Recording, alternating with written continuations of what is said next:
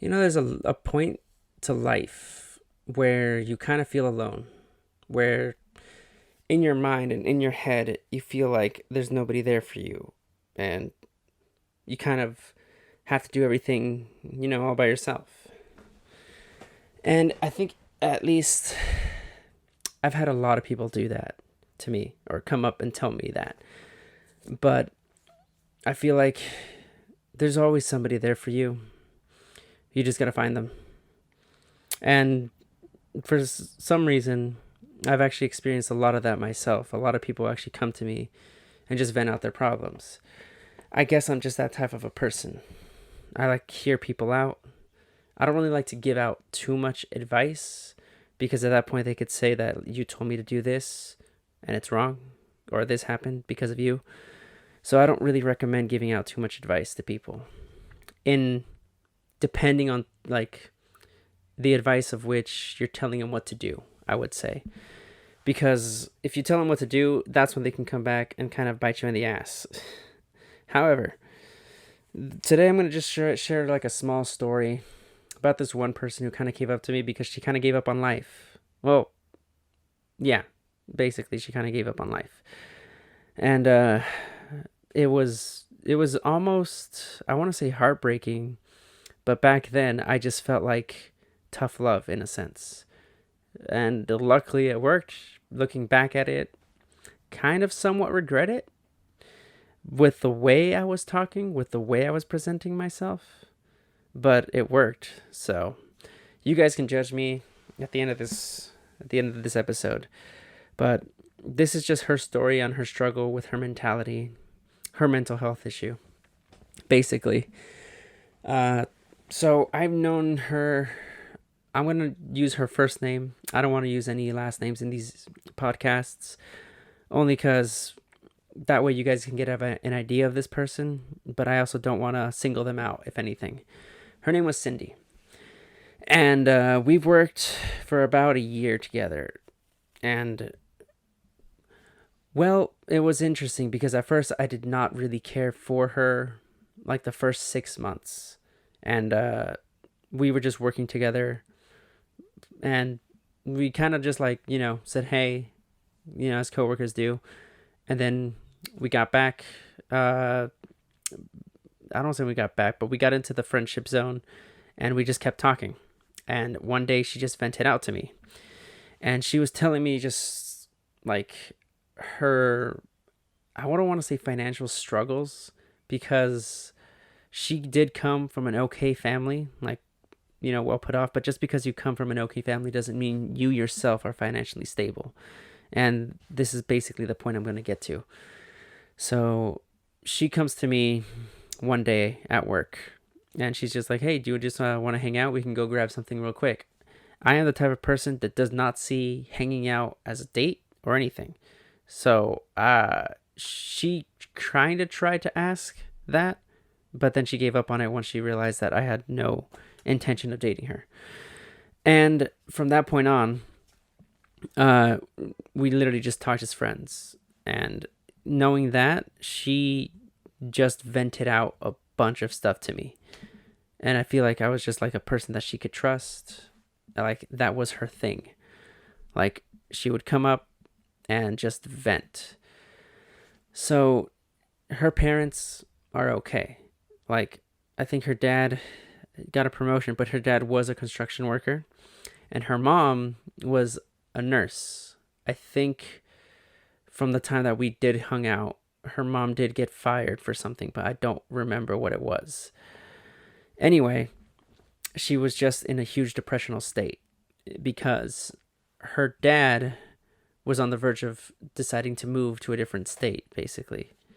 And she kind of did agree with that. California is just expensive in general.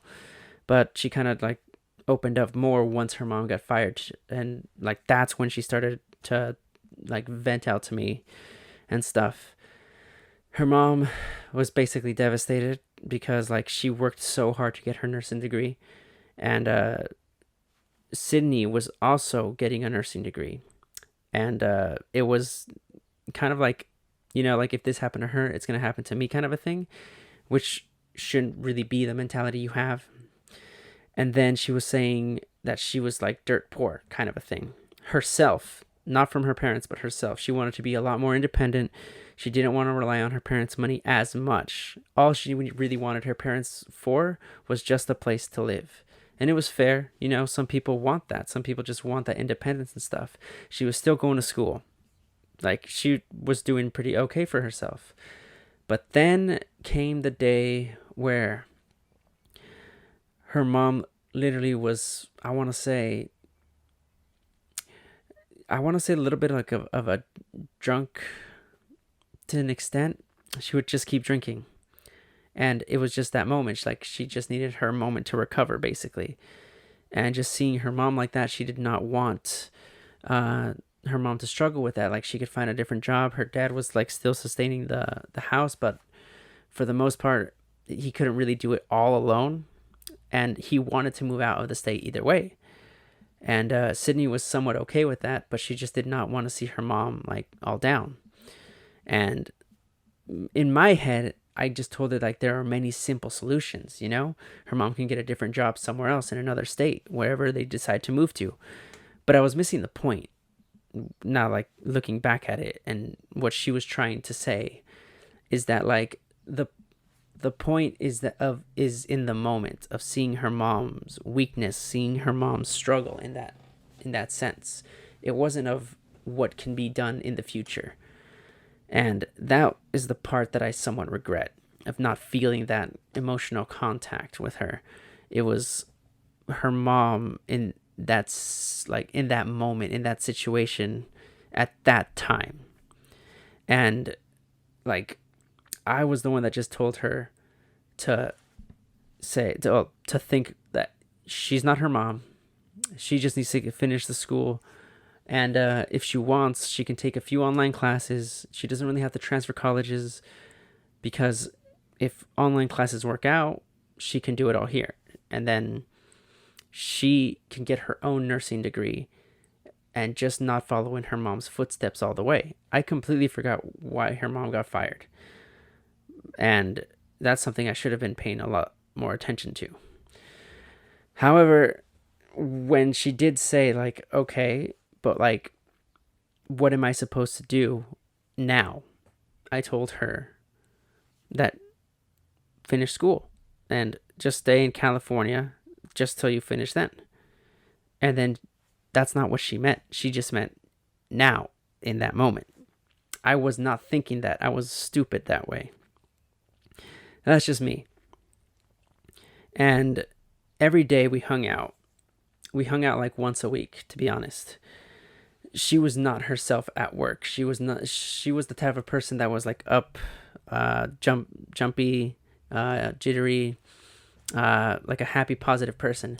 That kind of went down a little bit. She was still somewhat that way, but that one kind of went down. Like, at least I saw it working with her.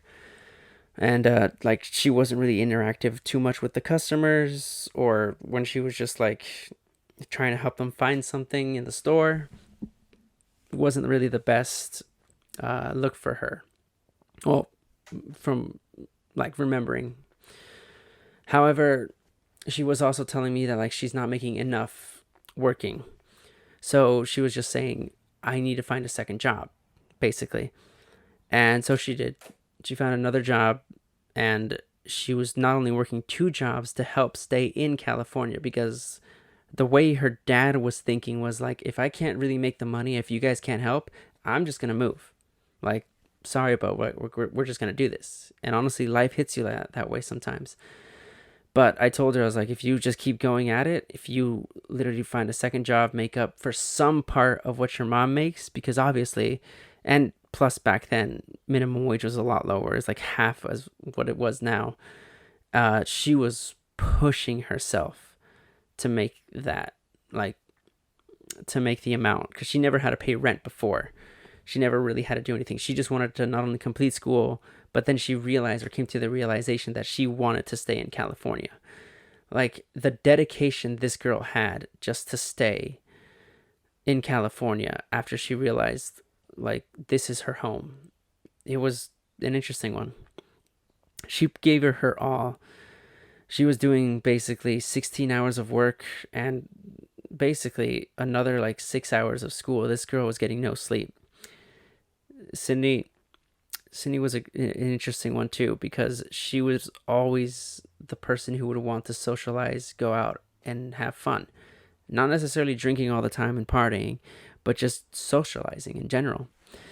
And the most interesting part is that she never vented out. She never really saw weakness. But whenever I hung out with her alone, she would always just vent out. I think she might have done that with a few other people. Just like, whenever two just people are alone, you just start venting. You just start like releasing some things. And she was just releasing everything with me. I don't know if she did it with anybody else. She might have, to be honest. I don't know. But she was just telling me that her mom was just not herself. She doesn't know how to help her mom. And I told her to tell her mom that, as like, process it. You're getting through it, but in the end, find a different job. And I guess her mom was one of those people who just said, I can do this all by my own, by myself, independent and stuff. And like, now that this actually happened, it kind of like treated her as like as a defeat. So she felt just defeated after all she worked for. But it's not the end of the world. And maybe she couldn't see that. Maybe I just don't see her view or perspective. I don't know entirely what happened, what she did. Maybe she did something terrible. I don't know.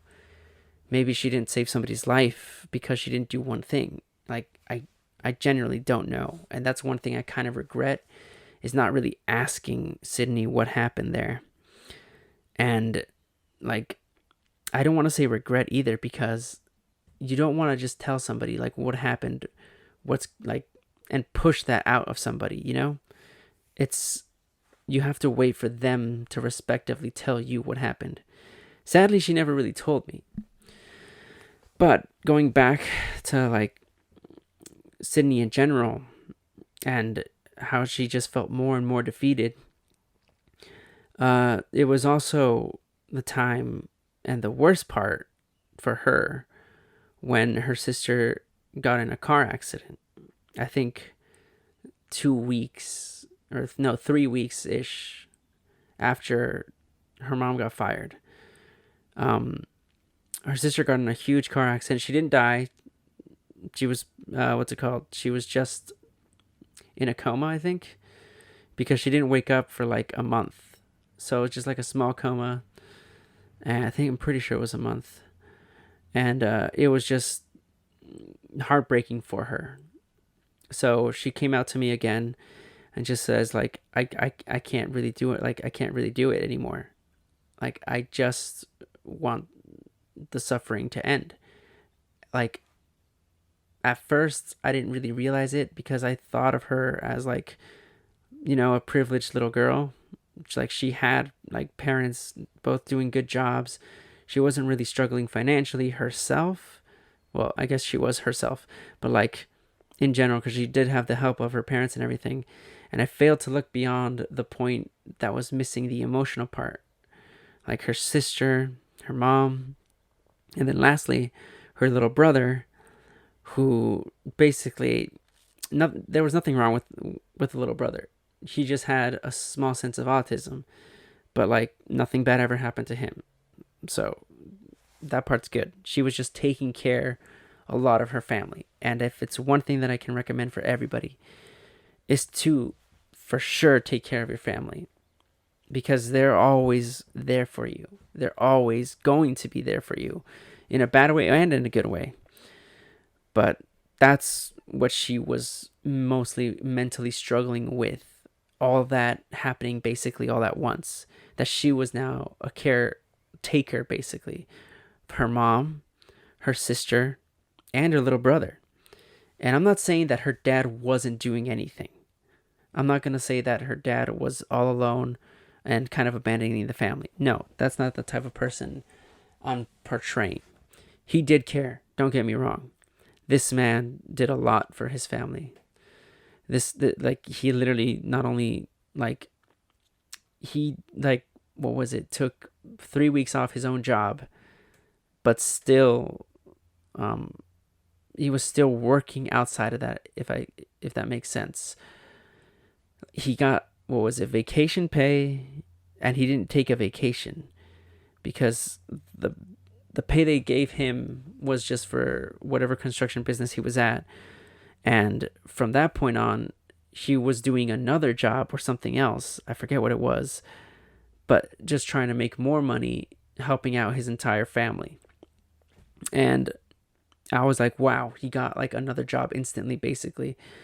And like it was kind of like a free pay, but the amount of effort this guy went to just helping, like, not only his wife but mostly his daughter that was in the hospital, like trying to just not I don't want to say keep her alive because she was just only in a coma, but like it was mentally distraughting for him. And like his other two kids, he was just praying that they were like okay by themselves. Like how strong mentally wise this guy had to like not only hold back his sadness, his tears and everything, but help out everything that he could. And then with Sydney, it was basically the same thing. But her dad urged her not to give up school, not to give up like working, that he would take care of his wife and he would take care of his daughter, or I guess his daughters, or her mother and his sister, or her sister. So then like a week passed after her sister was in a car accident and everything.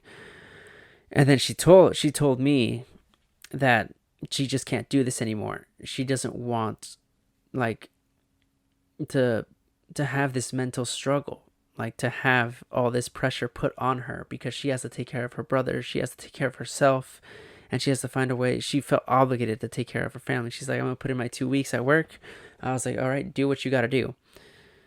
But you know, you have to do what you can to help your family. And if that means leaving one job, do it. That's not on me to say no, you need the money to help them out. I was like, no. If you need to be there for them, if you want to be there for them, go for it. I was like, there's nothing, like I shouldn't be the one to tell you what to do. And you shouldn't be asking me to let you be to let myself be the deciding choice, the deciding factor, basically. Because honestly, I should never be. Like, no one should ever be your deciding factor in a situation like that. So one day, she comes back to work and she tells me, I can't stop working. And I was like, okay, but why not? She's like, well, I feel like I'm not going to have enough money to pay for anything else. She's not going to have enough money to pay for the books remaining for her next semester. What was it? The down payment on something, but I forgot what it was. But she was just saying like, I cannot like leave both my jobs, and I gotta leave school. So, you know, there's nothing wrong with taking a semester off. Like in general, I feel like most people just need a break. School will come whenever. You guys can finish school whenever you guys want.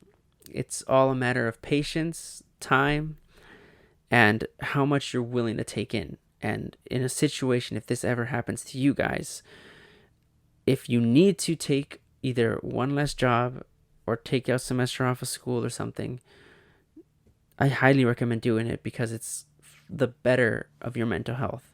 So although she thought about it, she did not. She continued.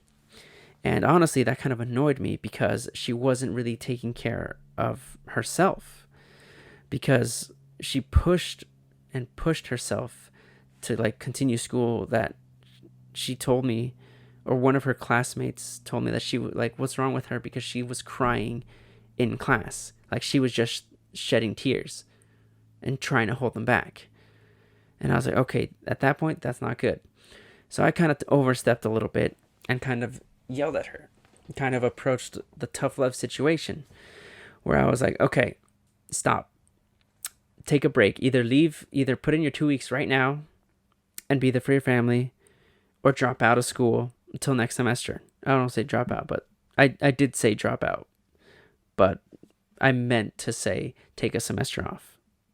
Regardless, she got kind of like my message through, and I was just yelling at her, which wasn't the best intent for me. Like, I was more of a person of a tough love situation where this is not where you have to be, basically. Go home and be with your family. She told me she was thankful for that, like later on, like 2 years later. However, she, like at that moment, she just felt afraid and attacked. And she kind of like yelled at me, saying, she's like, you've never been in this situation before. And you don't know, like, what I'm going through.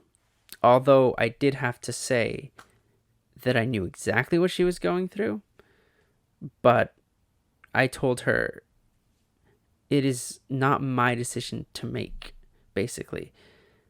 But I am telling you now that I am making your decision now. So I hugely contradicted myself at that moment because I was through it at one point. I've had a friend who basically told me that one of their cousins got in a huge wreck, basically.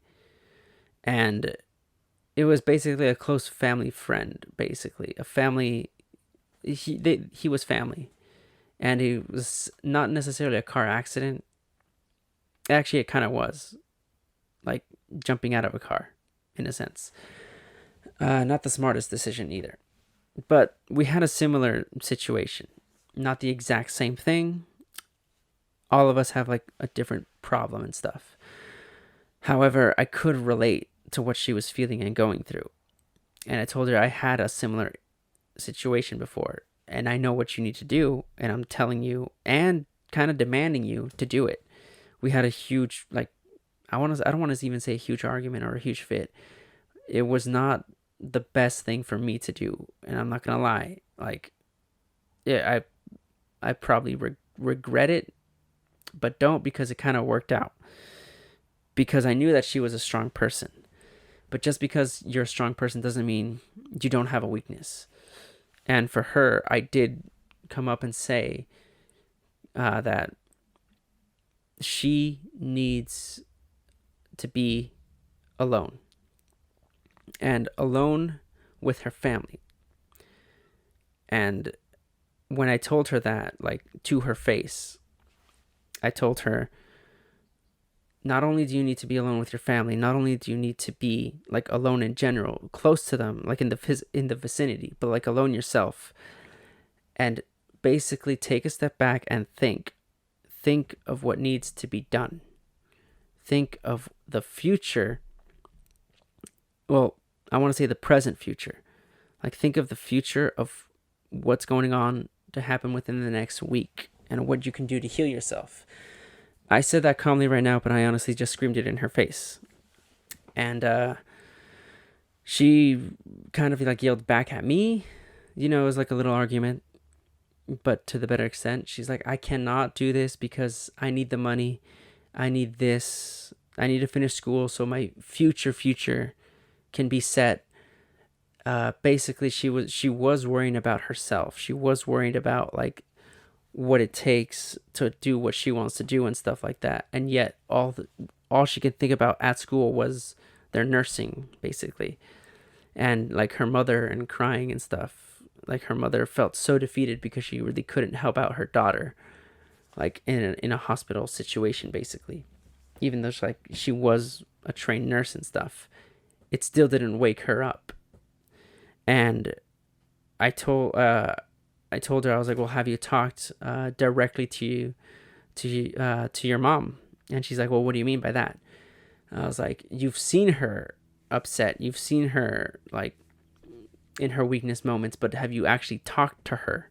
Were you actually saying like, Mom, what's going on? Basically, that's the part where she told me, I told her what was wrong. She told me what was wrong, that she got fired, but she basically yelled in my face. She was extremely like sad, and like right now we're just giving her a ton of space, and then this happened. We're trying to be there for her, but she's she's just sobbing. And I was like, but have you actually just talk directly to your mom. In other words, stand your ground, do not leave the room, and talk to your mom. And she was just like, no, like she doesn't want anybody really bothering her or something like that. We don't really talk. And I was like, in order to solve a problem, you need to solve one thing at a time. And right now she has multiple problems, or she had multiple problems. So one step at a time. So first I said you need to be directly alone and just think. And this is why. Because once you start thinking and you're alone, basically, you can find out multiple situations and heal yourself. So she somewhat took my advice.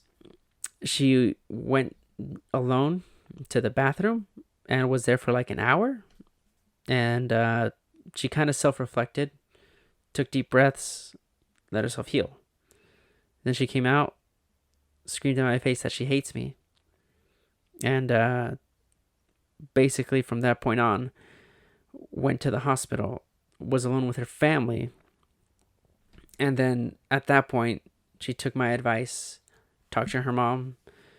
And the next day, she came to work. She first thanked me, and she apologized. And what's it called? She told me that day she's not only dropping 2 classes, but also putting 2 weeks at the job we were currently working at. And I was like, good. And what I didn't know is that she also said, yeah, that night, or that time I went to the bathroom, she was literally thinking of cutting her wrists. So I don't know how I would have felt if that actually happened. So that's why I say I regret a lot when it comes to tough love. Some people do need to hear it, but she said that, like, here's the part where it's debating in my head, because she said that, like, if I did not give her tough love and I gave her complete sympathy, basically, like, it's gonna be okay, there's, like, nothing's gonna go wrong, they're gonna get better, and give her, like, the small sympathetic things. She told me that, like, yeah, she would have never believed me, and she would have just continued the struggle to the point where she was thinking of committing or ending it herself. So it was not, I want to say, the right intention to go sympathetic, but I don't know. I cannot know, because I didn't do that. I went strictly the tough love route, and I was like yelling at her, telling her why she hasn't done the things that she's done. Basically, talk it out with her mom and, like, her family, her father. If they really do need to move, that part's fine. But at that part, that wasn't important. It was her sister and it was her mom. So Sydney basically came back, and, like, what was it, 3 weeks after?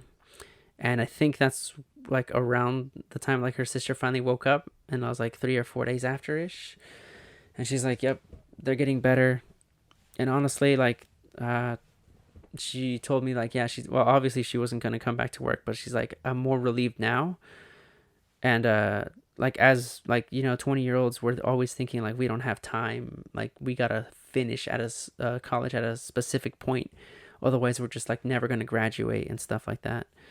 That's a stupid train of thought that a lot of people have. Like, honestly, go at your own pace, because it's stupid to think what other people are ahead and what you're behind in, because everybody has a different way of learning, taking in information.